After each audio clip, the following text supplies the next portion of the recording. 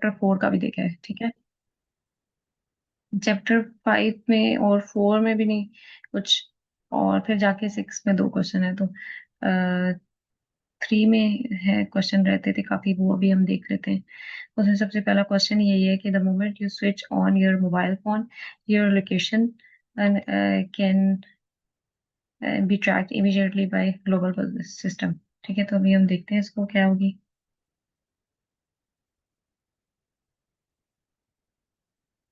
इसका आंसर ये है आपके पास, ठीक है। देखिए, when you turn on your mobile phone, global positioning system can instantly trace your location. GPS relies on network of satellites that send signals to your phone, and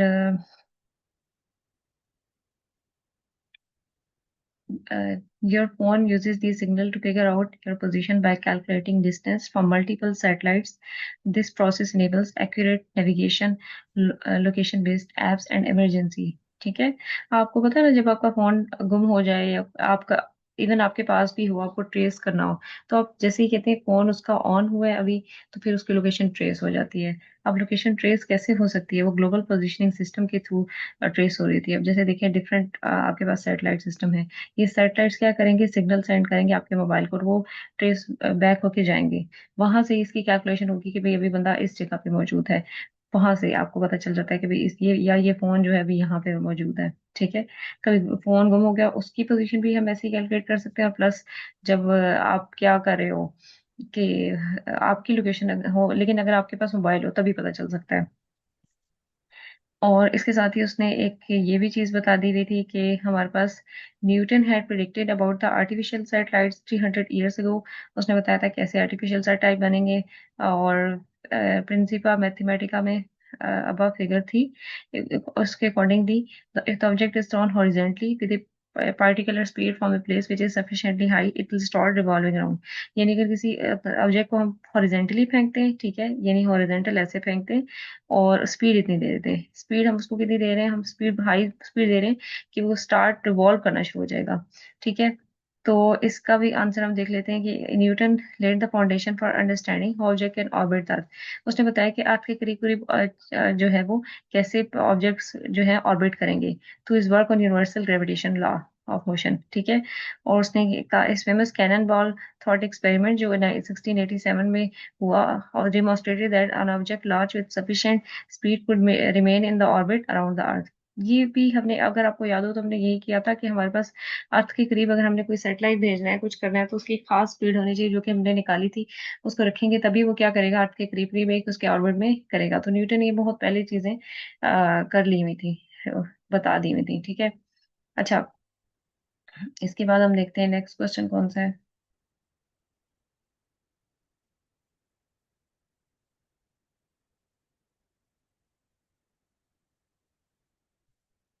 Your weight slightly changes when the velocity of the elevator changes at the start and end of the ride, not during the rest of the ride when that weight is constant। अच्छा, कहते हैं आपका wait जो है वो आपको feel होगा कि चेंज हुआ है जब वेलोसिटी ऑफ एलिवेटर, एलिवेटर में आप जा रहे हैं, ठीक है, एट द स्टार्ट और एंड में, जैसे एकदम एलिवेटर स्टार्ट होता है तब भी आपको ऐसे वेट डिफरेंट सा महसूस होगा, और एंड पे भी, नॉट पूरी राइड के दौरान नहीं लेकिन बीच में। ठीक है, तो इसमें ऐसा क्यों होगा, उसका आंसर भी हम देख लेते हैं कि हमारे पास क्या है।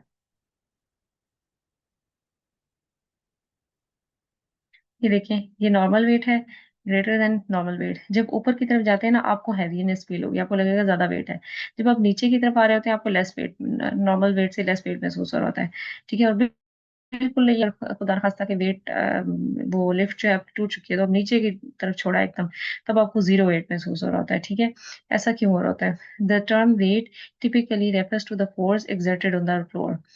नॉर्मली आपके पास जो वेट टर्म है वो रेफर क्या करती है, कितनी फोर्स लग रही है फ्लोर पे। ऐसे ही है ना कि वेट जो है वो किसके इक्वल होता है, mg के इक्वल होता है। और मैंने आपको बताया था कि ये फोर्स के बराबर होता है। जैसे हम फोर्स में क्या लिखते होते हैं, फोर्स में हम लिखते होते हैं F is equal to M A. ठीक है, तो इसी तरह आपके पास वेट में हम क्या लिखेंगे, वेट में हम लिखेंगे W is equal to M G. F is equal to M A, एक आपके पास फोर्स होती है, ठीक है, न्यूटन सेकंड लॉ। और सेम आपके पास इसी फोर्स के आप एनालॉजी है वेट, जो कि एम जी के इक्वल होता है। ठीक है, तो वेट एक्चुअली क्या हुआ हमारे पास, ये एक फोर्स हुआ, फ्लोर पे लग रही है, ठीक है, known as the normal force on solid ground. और सॉलिड ग्राउंड पे तो हमारे पास ये लग रही है, हम खड़े हैं तो हमारी हमारा ये वेट जो एक्ट कर रहा था, ये एक्चुअली हम ग्राउंड पे फोर्स लगा रहे थे। अब पहला पार्ट ये है कि when the elevator moves at a constant speed, जब एलिवेटर कांस्टेंट स्पीड से मूव कर रही है तो क्या है, there is no net acceleration, कोई एक्सेलेरेशन नहीं होगी, ऑफ कोर्स एक जैसी स्पीड है, ठीक है। और the force acting are gravity downward and the normal force upward which balance each other. ऐसे ही है, नॉर्मली अगर बंदा खड़ा है और उसमें यूनिफॉर्म तरीके से आ रहा है तो उसका मतलब है कि जितनी उससे ऊपर खींचने वाली फोर्स है उतनी क्या होगी उसकी डाउनवर्ड होगी, दोनों बराबर होंगी, एक दूसरे को कैंसिल कर देंगी, तो उसे कोई इतना चेंज महसूस नहीं होगा कि उसका वेट ज्यादा और या कम हो रहा है। Normal force equal the to weight and you may feel normal weight, तो उस टाइम पे आप क्या फील करोगे, नॉर्मल वेट, ठीक है, जैसे इस वाले केस में। लेकिन अब खड़े हो, जैसे वेट जो लिफ्ट के अंदर आप खड़े हो अभी वेट, और उसमें आपको ये महसूस होगा स्टार्टिंग ऑफ अपवर्ड एक्सेलेरेशन, जैसे ही वो ऊपर की बढ़ना शुरू करता है और उसकी वेलोसिटी क्या करना चाहती है, इंक्रीज होना शुरू हो जाती है।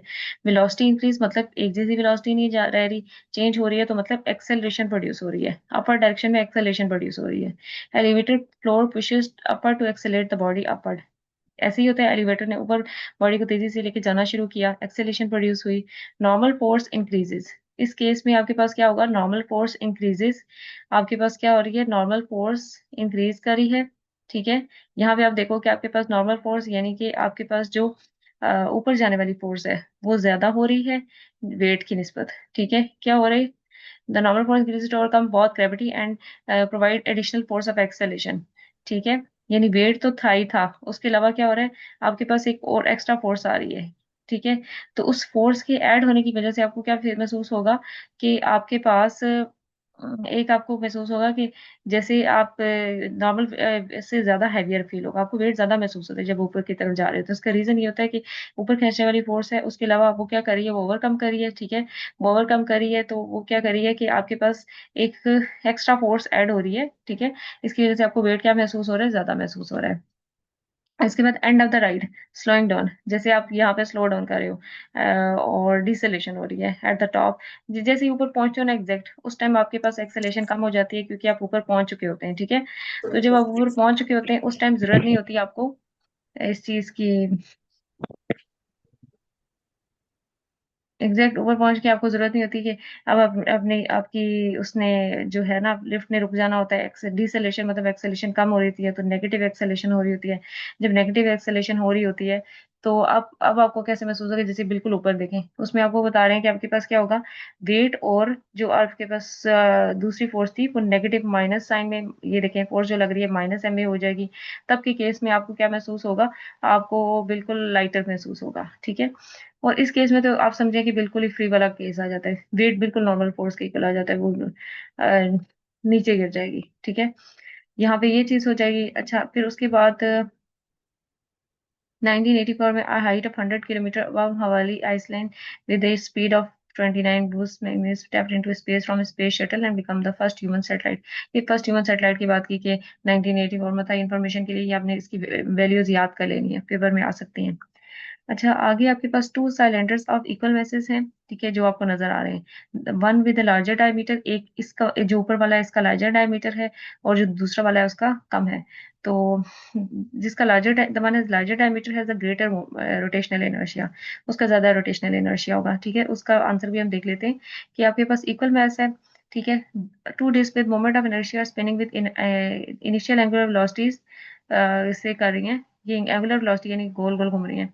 Rotational collision take place between the disc and both of them M combine as shown in the figure B. अच्छा ये तो और है, ये उस चीज को वैसे ही बता रहे हैं कि आपके पास क्या हो रहा है। फिर उसके बाद आपको, हाँ ये जो चीज़ है ना, ये वैसे मैंने आपको क्लास में इसलिए सोचा कि कुछ बच्चों को प्रॉब्लम थी, ये अभी पेज भी नहीं आ रहा सही, किताब में आप देखिए कि न्यूमेरिकल करते हुए मोमेंट ऑफ इनर्शिया ना, यहाँ पे मैंने लेक्चर में भी आपको मेंशन किया था कि हर शेप का अलग होता है, जैसे थिन रॉड है उसका मोमेंट ऑफ इनर्शिया आपके पास 1/12 ml² है। फिर इसके बाद आपके पास रिंग है तो उसका क्या होगा, आपके पास उसका I = mr²। और अगर इस तरह डिस्क है कोई, तो डिस्क का क्या होता है, या सिलेंडर है 1/2 mr² है, स्फीयर है तो 2/5 mr², ठीक है। तो उससे बच्चे कंफ्यूज हो रहे थे कि भाई मोमेंट ऑफ इनर्शिया जो आई हम की वैल्यू लेते हैं वो डिफरेंट क्यों है, क्योंकि वो हर बॉडी की शेप पे डिपेंड करती है, वो यहाँ से बुक में आप चेक करिएगा। अच्छा नेक्स्ट क्वेश्चन आपके पास क्या है कि if you try to sit on a bike at rest, it falls. ठीक है. But if bike is moving, then angular momentum of spinning wheels resist any tendency to change and help to keep the bike upright and stable. अब इस वाले को अभी हम देख लेते हैं कि ये क्या कह रहे हैं कि आपके पास क्या हो रहा है. ठीक है. ये कह रहे हैं if you try to sit on a bike at rest, यानी बाइक एट रेस्ट है, उसके ऊपर आप सिट करने की कोशिश करेंगे, वो गिर भी सकता है. ठीक है. लेकिन अब तब बाइक बाइक मूव कर रहा है. एंगुलर मोमेंटम जो है उसका जो एंगुलर मोमेंटम किसके इक्वल होता है? L is equal to I omega. The spinning wheel resist any tendency to change. तो स्पिनिंग व्हील जो उसका व्हील मूव कर रहा है वो रेजिस्ट करेगा किसी किस्म का चेंज को, help to keep the bike upright and stable करने की कोशिश करेगा. ठीक है. अब ये क्या है? पहले बाइक इज स्टेशनरी. जब बाइक स्टेशनरी था, it has no angular momentum the in the wheel. ऐसे ही है, उसका व्हील में आपके पास मूवमेंट ही नहीं थी, क्योंकि एंगुलर मोमेंटम अगर आप याद करो तो आपके पास क्या वैल्यू होती है एंगुलर मोमेंटम की? एंगुलर मोमेंटम की वैल्यू होती है L is equal to I omega. ठीक है. L is equal to I omega. और ओमेगा तो है ही नहीं, ओमेगा जीरो है. तो उस केस में आपके पास एंगुलर मोमेंटम क्या है? कुछ भी जीरो है. Any small tilt causes the bike to fall. तो सर हल्का सा भी टिल्ट होगा वो क्या करेगा? नीचे गिर जाएगा. Because there is no stabilising torque to encounter torque. जो आपने टॉर्क किसके इक्वल था आपके पास? ठीक है, आई अल्फा. तो वो क्या करेगा? है ही नहीं जो उसको मेंटेन करे. लेकिन जब बाइक मूव कर रहा है, व्हील के क्या रहे? स्पिन कर रहे हैं और एंगुलर मोमेंटम एग्जिस्ट कर रहा है. ऐसे केस में आपके पास according to the conservation of angular momentum a spinning object resist changing to its rotation. तो स्पिनिंग ऑब्जेक्ट क्या करेगा? रोकेगा अगर कोई आप एक्स्ट्रा चेंज ला रहे हैं उसके अंदर. This resistance called the gyroscopic effect. ये भी हमने पढ़ा था लेक्चर में. और this creates a stabilising force. ये एक स्टेबलाइजिंग फोर्स कर रहा है that help keeps the bike upright और मेकिंग बैलेंस इजियर. वो उसको गिरने नहीं देगा, अपराइट पोजीशन में रखेगा और बैलेंस बनाए रखेगा. ठीक है. अच्छा, और उसके बाद नेक्स्ट आपके पास क्या है? Planets move around the sun in elliptical orbit with sun situated at the one of its foci. And then distance of a planet from sun is not constant when it is near the sun and its orbital velocity increases automatically by. अच्छा, आपको कह रहे हैं कि आपके पास planets जो हैं वो अर्थ के करीब किस तरह मूव कर रहे होते हैं? एलिप्टिकल, जैसे भी आपको शो भी हो रहा है, एलिप्टिकल ऑर्बिट में है. ठीक है. और आप देख रहे हो कि एक पोजीशन पे सन भी है. ठीक है. और distance of a planet from the sun is not. ऐसे ही प्लैनेट जब आपके पास सन के इस पोजीशन पे है, अगर आप देख रहे हो तो आप देख रहे हो कि करीब है. यहाँ पे आप देखोगे तो दूर है. ये डिस्टेंस चेंज हो रहा है ना. यहाँ पे आप देखो डिस्टेंस कम है और यहाँ पे डिस्टेंस ज्यादा है. Now when it's near the sun, its orbital velocity increases automatically. Orbital velocity भी इंक्रीज कर जाती है जब आपके पास क्या हो, डिस्टेंस जो है वो कांस्टेंट आ रहा है. The planet orbital velocity increases when it's near the sun. ठीक है.